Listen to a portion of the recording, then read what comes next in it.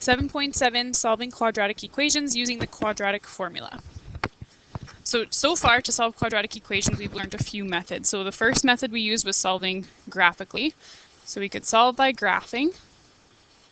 Those solutions existed on our roots, our x-intercepts, our solutions, wherever our graph crossed our x-axis and our y value was 0. We've also now solved by factoring, where we find out what x values would make our function equal to 0. And our third way, which we're going to learn today, is by using the quadratic formula. So the quadratic formula makes our lives easy. You can always use it. You don't only have to use it when you can't factor, but this is now the strategy you can use when your trinomial is unfactorable, which I talked about earlier when we talked about factoring. If you have three values that there's no two numbers that would multiply to the value you have with a times c or add to your b value, we can plug our a, b, and c into our quadratic formula and solve that way. So when a quadratic function ax squared plus bx plus c equals 0 cannot be factored, a formula can be used to solve for the roots, which is to the right. This is very important. So let's just change this color a little bit nicer to see. You need to know this formula. It will be memorized eventually. Trust me, the more that you use it, you're going to know it. X equals the negative of your b value plus or minus the square root of b squared. Subtract your 4 times your a value times your c value, all divided by 2 times your a value. So right now you're being like, how am I supposed to memorize that? It just happens with all the practice that you do. The more you use it, you start to remember it. It's also on the back wall on a little green square poster. If you're ever doing your work and you forget it and you need to turn around and look, you can do that during an assessment, that's fine, but you want to make sure that you know it for your final exam. So how to use it is pretty straightforward. It's just a matter of substituting in your A's, B's, and C's into that formula. So I'll leave that up while we do this first one. So I recommend making a list on the side if you need, just what is your A value, what is your B value, what is your C. Putting it in order first. As we look at example 1A, my 6 is my A, but 3 is not my B. 7 is not my C. It's not just the order the numbers appear. We need it in that form above ax squared plus bx plus c. So let's move some things over to the left here. So 6x squared, subtract 7x. That needs to come next. Minus 3 equals 0. Now it's in the form ax squared minus bx minus c. So my A is 6. My B is a negative 7. And my C is a negative 3. That's just my list. And now I want to go and substitute those values into that formula. So the quadratic formula is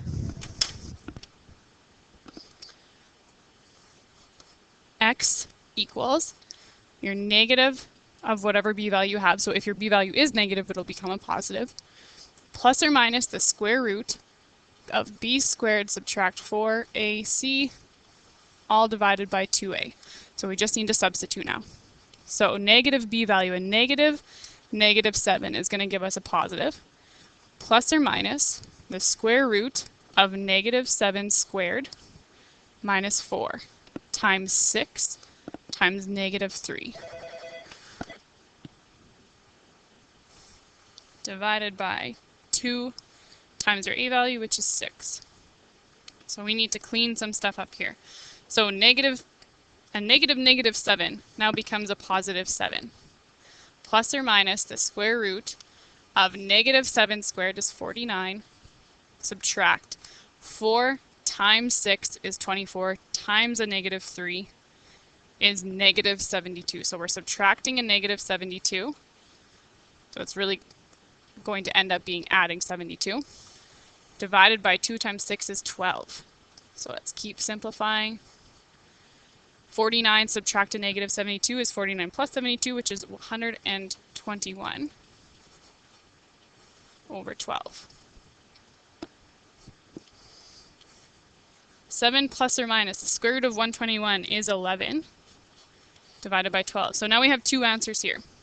My x is going to be 7 plus 11 divided by 12. And my x is going to be 7 subtract 11 divided by 12. So those two possible solutions. So 7 plus 11 divided by 12. 7 plus 11 is 18 over 12. Simplifies to be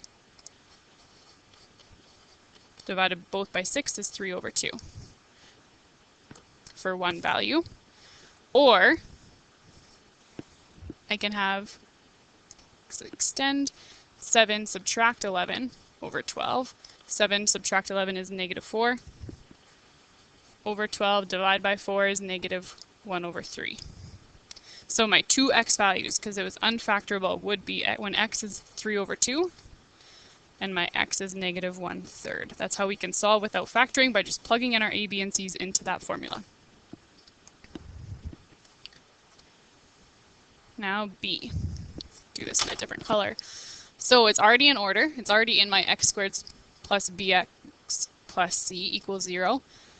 So making a little list, my a is 12. My b is negative 47. My c is 45. X equals your negative b value. So negative 47 plus or minus the square root of a b squared, which is, negative 47 squared. Subtract 4 times 12 times 45. All divided by 2 times a, which is 2 times 12. Negative 47 is a positive 47, plus or minus the square root of negative 47 squared is a positive 2,209, minus 4 times 12 times 45 is 2,160. All over 2 times 12, which is 24. Simplifying that, 47 plus or minus 2,209 subtract 2,160 is 49. All over 24. 47 plus or minus the square root of 49, which is 7, over 24. So that's my general solution here, but now I know I have 2. I can add 7 onto 47 and subtract 7 from 47. So I could have 47 plus 7 over 24, which is going to be 54 over 24. Divide both of those by 6 to simplify is 9 over 4. So that's 1. Or I could have had 47 minus 7 over 24, which will be 40 over 24. Divide those both by 8, which will give me 5 over 3. Those are my simplified fractions. So here I have x equals 9 over 4 as a solution, and x equals 5 over 3.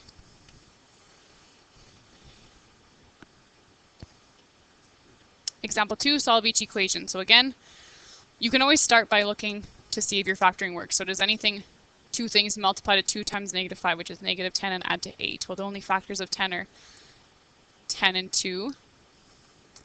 1 and 5 and 2, and neither of those will get me an 8. So I know I want to use my quadratic formula here. Instead of doing that partial factoring anymore, I can just do quadratic now that I've learned that. So my a value is 2, my b value is 8, my c value is negative 5. In my formula, x equals negative b, so now it is a negative 8, plus or minus the square root of b squared, so 8 squared, subtract 4 times 2 times negative 5, all divided by 2 times 2. Negative 8 plus or minus the square root of 64, subtract 4 times 2 times 5 is going to be negative 40. So we're really going to be adding 40 over 4. Negative 8 plus or minus the square root of 104 over 4. Now here is where 104 is not a perfect square. So what we need to do from last year is change that improper or whole radical into a mixed radical. So I need to split 104 up into 2 numbers that would multiply to 104, where one of them is going to be a perfect square. So this is bringing back some prerequisite knowledge from Foundations 10.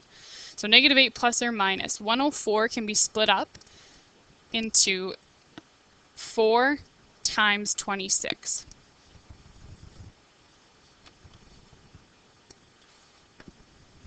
And then I can square root 4. So when I square root 4, -8 plus or minus, my 2 comes out, and my 26 is left in here, all over 4. Now I can simplify only the numbers that are outside. So my -8 plus or minus 2 and 4, if I highlight those so you know what I'm talking about, these ones that are not in the root, I can simplify and divide by a common factor if I have. So I'll just bring my work up and then erase it for the next question. So just continuing here, can divide all of those numbers by 2. So now I'll have equals -4 plus or minus, now that 2's gone, root 26 over 4 divided by 2 is 2.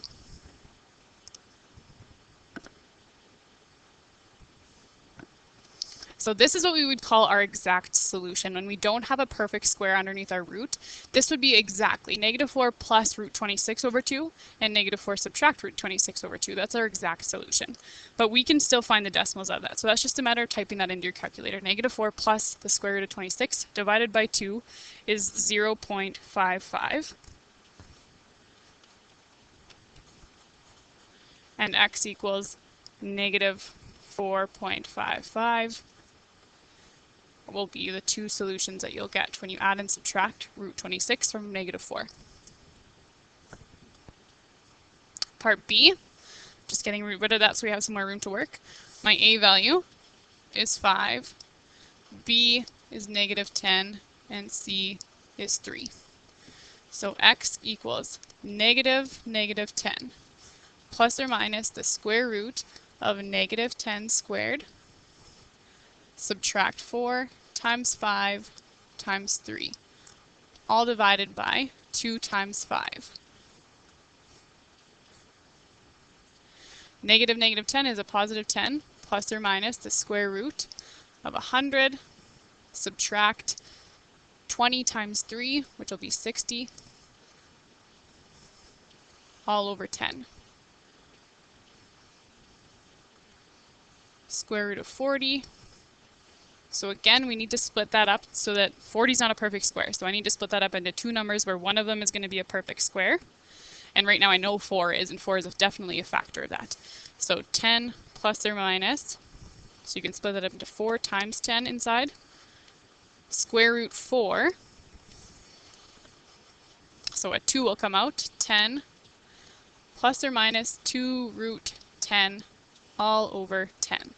So again, the only numbers we can simplify together are anything that's not in the root. So is there a GCF I could take out of those 3? Yes, I can divide them all by 2. So 10 divided by 2 is 5. Plus or minus 2 divided by 2 is just a 1, or we can just write root 10 over 10 divided by 2, which is 5. So again, this is our exact solution. If your textbook ever says exact, you just leave it as that. But we can find our approximate where we find our decimals in our calculator. So 5 plus root 10 over 5 and 5 subtract root 10 over 5.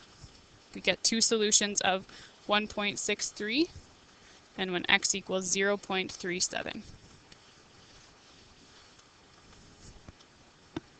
Example 3.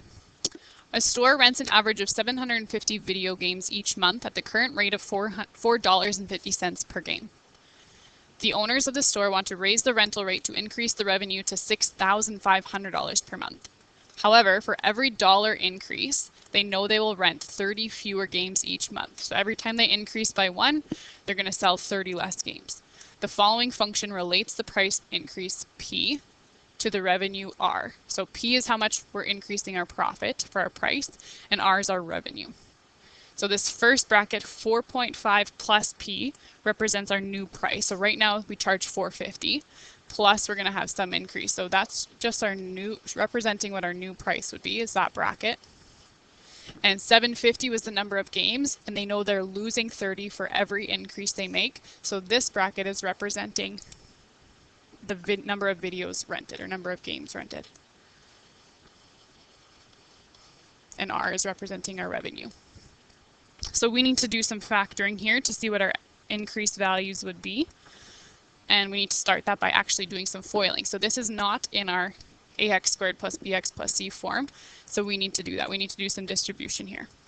So let's just rewrite it here. 4.5 plus p times 750 subtract 30p equals r. So again, our p's are just like our x's and our r's like our y. Those are interchangeable. They work the same way. So 4.5 times 750 is 3,375. 4.5 times negative 30p is negative 135p. P times 750 is plus 750p. And p times negative 30p is negative 30p squared. And that all equals r. We know our r, however, is going to be 650 or 6,500. So we can replace our r with our actual revenue value that we're trying to achieve. Just like how normally we would have a 0, we're trying to find what are our x values when our y is a 0. Now our y value, our revenue, is going to be 6,500. So what are our p values? What price increase would I apply to make my revenue be $6,500? So we need to bring everything to one side and make it equal to 0 before we can factor. If we can't factor it, we will use our quadratic formula. So for moving everything to the left-hand side, it's usually easier when you have a positive a value. So 0 equals, we're going to add 30p squared to both sides. So I have a 30p squared.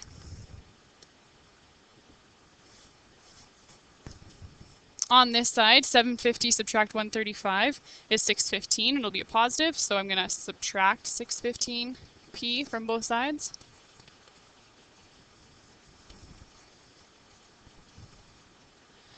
And I have 3,375, so I'm going to subtract that.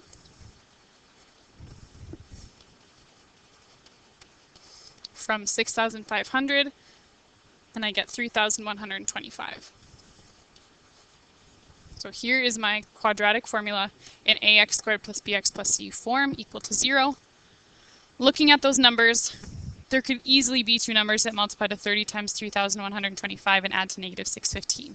Those are very large numbers. They are not numbers that we can easily recognize. So we can always, now that we've learned our quadratic formula, just simply plug those in and solve for our x's that way.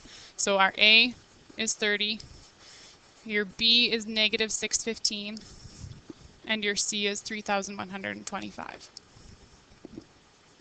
Using quadratic formula, x equals your negative b value. So a negative 615 is going to be a positive 615.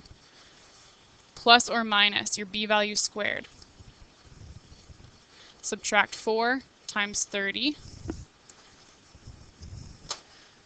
times 3,125. All divided by 2 times 30.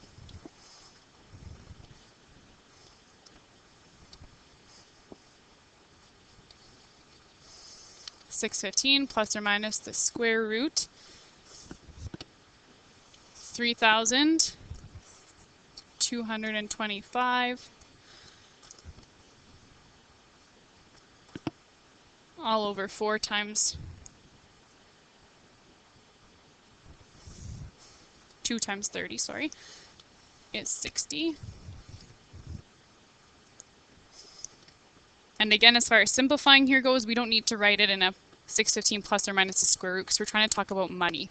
So we would want those approximate solutions. We do want the decimals. We want our dollars and cents. So entering this into your calculator to get your final answer. So I could have x could equal 11.20 when I enter that in my calculator, or x would give me $9.31.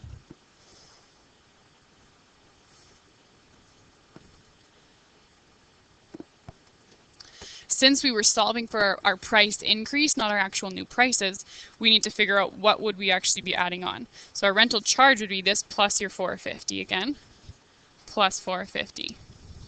So my new prices, your actual rental charges, would be $1,570.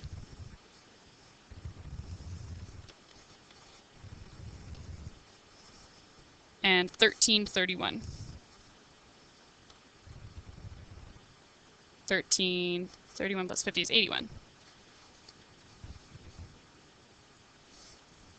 So these are the possible increased amounts so that we could still obtain our $6,500 revenue, would be by selling our video games at either of these prices. Your assignments for 7.7, so again, just practicing plugging in your functions into your quadratic formula now, is on page 427, numbers 4, 6 to 8, 10, and 11. Please ask questions when needed, and remember that if you forget this formula, you will remember it eventually with the more practice you do. It's in your notes at the top of this page, and it's at the back of the room on the green poster.